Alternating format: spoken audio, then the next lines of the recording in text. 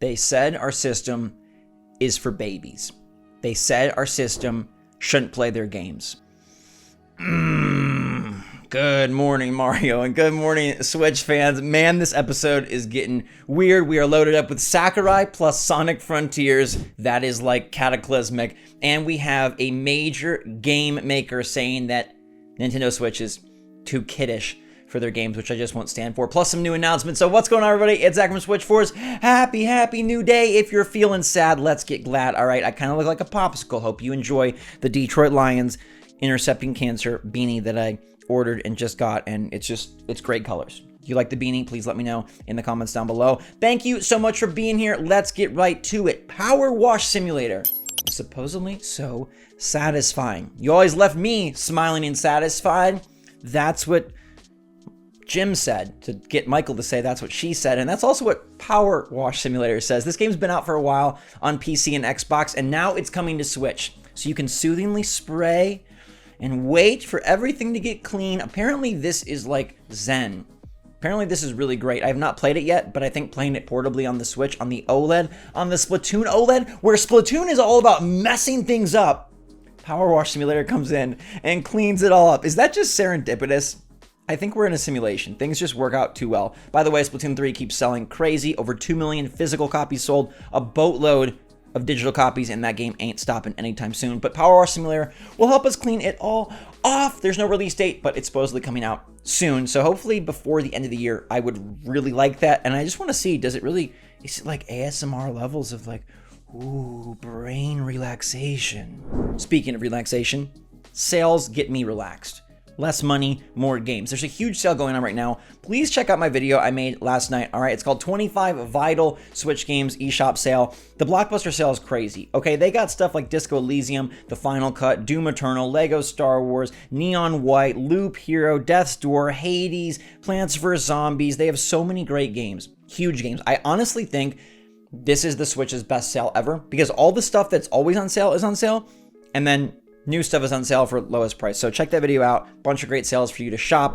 Yowzer.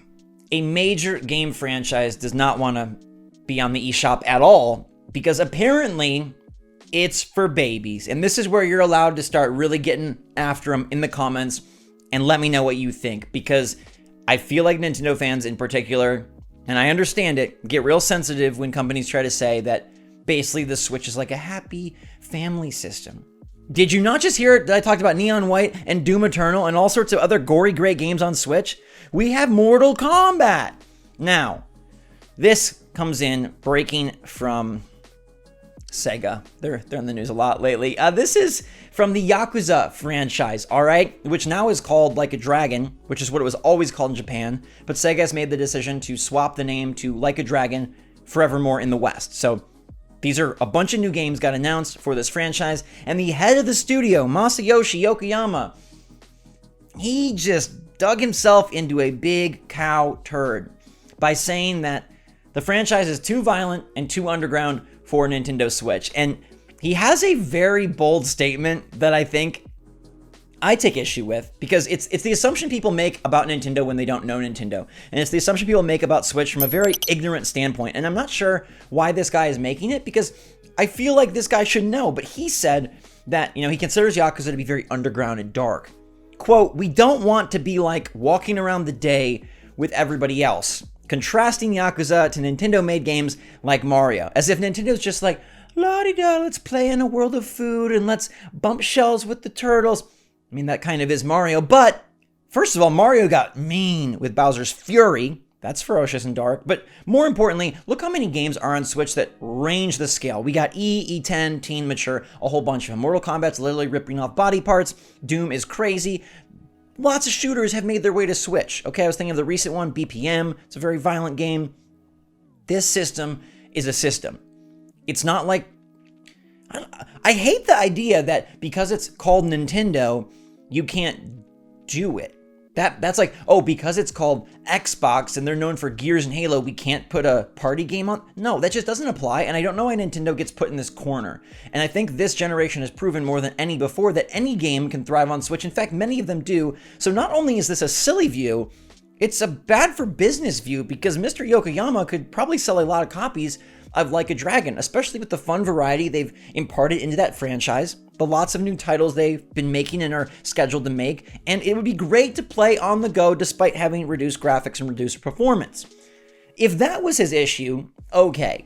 But like saying that it's too violent, and that he directly quoted out the family-friendly image of the Switch as the main reason why the studio wishes to keep Yakuza away.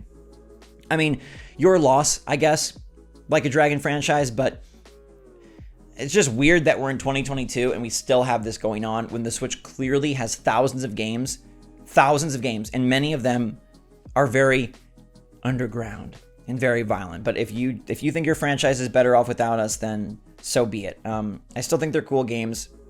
I'm sure he's gonna have to be told that this is not a good statement to make.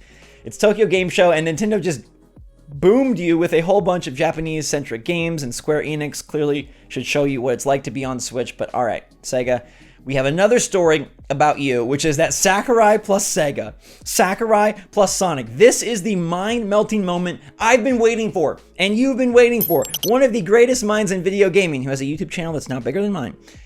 He's a genius. He makes Smash Bros. He knows games. He played Sonic Frontiers. Dun, dun, dun! What the heck does the main master maestro say when he plays a game like Sonic Frontiers? I've been critical of it, all right? But this could be the moment. Here is our hero playing with a really cool hat and a mask and focused mode. Look at those hands.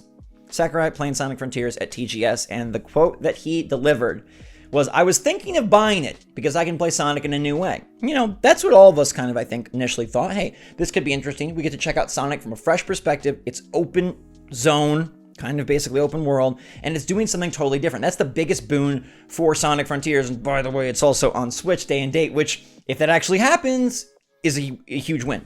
But then Sakurai goes on to say, "But now after playing it, I will definitely buy it." Masahiro Sakurai, signed September 15th. Where is my head? September 15th, 2022. And Sega tweeted this out because they're like, we got the quote. We got the quote from the main man, and he is going to definitely buy it. So if the game is good enough for Sakurai, I guess it's good enough for me. I guess I'm going to have to play Sonic Frontiers now legitimately because Sakurai says it's so good. And like, I know you might think I'm being silly, but no, like I've been watching his videos. His YouTube channel is brilliant. The guy is just a genius creator. I wonder what this will make him do, if it'll inspire him in any way, if the next Smash or his next game will in any way be open zone.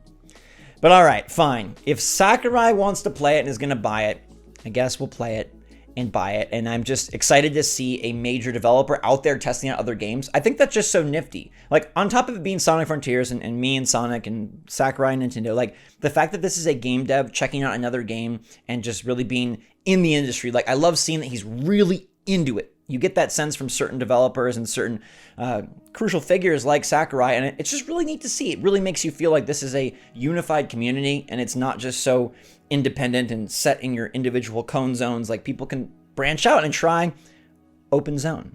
What do you think? You think Sakurai, should we trust him? Should I trust him? If he says he's definitely buying it after playing it, here's my 60, Sega.